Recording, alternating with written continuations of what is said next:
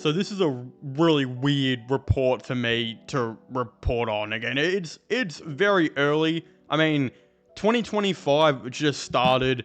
Logan Paul hasn't even made a mistake to get cancelled yet. David Dobrik has returned to YouTube. Again, I guess a lot of stuff has happened, but still a really early and weird report for me to be talking about, because there is a rumor going around right now that Pickett is potentially already considering a move to Fremantle at the end of the 2025 AFL season. And yes, you heard me right. The Fremantle Football Club is already looking at another elite small forward who can chip into the midfield and touch your team without consent. So again, before we do get into all of that and more, there's still a decent amount of you guys who watch these videos who are not yet subscribed to the channel. So if you could do me a massive favor and leave a like and subscribe to the channel, just so it lets me know you're enjoying the content, whatnot, all of the above. I guess without further ado, we'll get straight into it. Because it is being said, Freo bound, the West Australian has reported that Pickett is likely to join Fremantle after the 2025 season. Again, they even released a newspaper clipping here, I think it's the front page, saying Dockers exclusive, Pickett perfect. And look, if I zoom in to my phone here, it's from Samantha Rogers saying, homesick Demon star Pickett looks set to join Fremantle after the 2025 season, sources have told the West Australian. Also, clarifying if this text is in like 360p HD and is worse resolution than live games on Channel 7 on free-to-air TV in 2024, then I'm sorry. Again, this is just really small, pixelated Pokemon ass shit. So, my bad. But I also said insiders say that talks between his management and the Dockers have been ongoing after he was linked to the club during last year's trade period, even saying a lot would have to go wrong. For the 23-year-old to not end up in purple, signing Pickett is understood to be a priority for Fremantle. So yeah, I mean, a lot is going on at the Melbourne Football Club right now. We obviously know that last off-season, Clayton Oliver and Christian Petrarca basically both requested trades without requesting trades. Oliver met with Reece Stanley at Geelong on his farm and with a bunch of other players, and there was talks he was going to go there. Again, we don't really know why that completely fell through. Maybe Melbourne were getting a bad deal. Maybe Clayton Oliver was just offended that the best, Geelong could get for him to meet was fucking Reece Stanley at his farm. That could have been him too. You could have at least sent him freaking Zach Guthrie. You sent him Reece Stanley. That's probably why it fell through. And then Christian Petrarca, he took some time out of making his cooking videos to basically express his desire to maybe be on another team if they could make it happen. Again, unfortunately for him, he's on way too much money. He's constantly injured.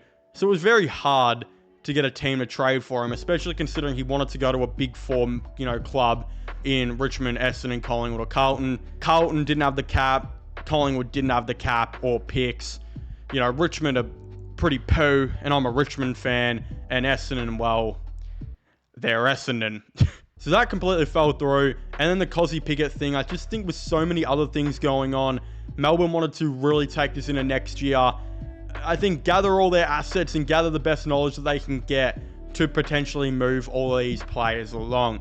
Again, it doesn't help that he really did it late, and we know Shea Bolton was always said to go to Fremantle from the start, and they just had to use all their assets and all their money to get Shea Bolton to the team, which didn't really leave any room to organise something late for Pickett. Again, we'll talk about the positives and negatives on both sides here, and even my opinion on whether or not I think this will happen. Again, first of all, the positives and negatives for Melbourne is the negative, another player wants to leave your club. It's like the 18th in the last couple of years. The positive is you're going to be moving all these guys on for a ton of first round picks, which is great for you because you're going to be getting these first round picks in before the Tasmania Football Club come in and absolutely hoard the draft for a bit, and before the 20th team comes in and even more so hoards the draft. So again, at least you'll know that you're finally the team who's going to compete with Richmond for all of the massive amount of draft picks going forward over the next couple years. So that's a positive for them. The positives and negatives for Fremantle. First of all, the positive is if you bring in Pickett and you put him with Bolton, that's arguably the best small forward duo we've ever seen. Both can also go into the midfield, and Shea Bolton is statistically one of the best players in the game. And if Cozzy Pickett can stay off his injuries and have an All-Australian type year, then God, having him rotating that midfield and as a small forward is scary. The negative is you're at least going to have to use a first round pick and more to get him. You can't just use one first round pick, because Freo are probably going to be good this year, and that might end up being like pick 15. Melbourne are not going to be interested in pick 15. That is just an overall L deal for them, considering Cozzy Pickett is such a talent. You're going to be wanting like pick 15 and a future pick that's like pick 15, or a good top 10 pick that's like pick 7. Again, Cozzy Pickett's not even really in his prime yet. Not just that, West Coast are going to be very heavily after Cozzy Pickett, and we know South Australian teams were not so long ago circling to try and get him there too. After all, he's got connections there. So, that's scary. That is legitimately so scary that for Freo, they've got other alternatives that he could pick if they can't get a deal done. You're going to have to probably overpay to get him, but the thing is, if you do it, the positive is, I mean, your team is even more cracked. It's even more insane on paper. Again, another negative for me is I still think they need to add to their back line, but it seems like they're just going full on offense. They're building one of the best midfielders in the game. They will be building the best forward line in the game. Their back line, though, is elite, but when Alex Pearce goes down with an injury like he does every year, Brian then has to play out of place, and it becomes a really weird situation for the team. So I just think, yeah, it's tough, but also Fremantle are probably expecting that. They got younger backmen who are going to come up. Alex Pearce will hopefully stay healthy for them. Ryan is still there, absolutely doing his thing. They can have an opportunity here to have a top 3 midfield and probably the best forward line in the game, which usually does, for most teams, amount to a flag eventually, right? Again, Cozzy Pickett would assert them as like the best forward line in the game, and it would probably even upgrade their midfield to arguably the best in the game as well, as we know he can rotate through there. Again, Melbourne, it sucks that you lose him, but you'll probably bring in minimum pick 15 and another like pick 17 the next year, right? 2 first round picks is really good for a rebuilding team, and that's not even talking about, you know, the picks that they're going to have still over the next couple years before Tasmania, the extra picks they're going to get in for Petrarca, the extra picks they're probably going to bring in for Oliver when those guys eventually most likely move on, all of the above. So there's a lot of really good things going on for Melbourne right now. They, of course, drafted a lot of really good, you know, young players like Harvey Langford, Xavier Lindsay, and a couple of the boys before that.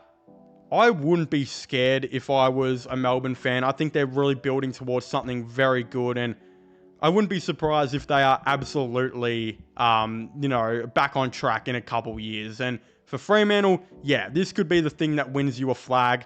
If Shea Bolton isn't, you know, if you do need more, Cozzy Pickett would be an insane addition. And yeah, it just would add so much more to this team. And yeah, it'd just be crazy. They just got to hope their backline stays healthy and holds up. But again, if you haven't already, please make sure to leave a like and subscribe to the channel for all the latest AFL content and news. Of course, I'd very much like to hear all of your thoughts and opinions on this all down below though. Do you guys think the Melbourne Football Club should trade Pickett, Petrarca and Oliver? Should the Fremantle Football Club potentially go out and get Pickett? How much should they trade for him? How much should they pay for him? All of the above, I'd very much like to know. Subscribe to my gaming channels and my IRL/vlogging channels. Links for them will all be in the description down below. And I guess I'll see you guys next time. Goodbye.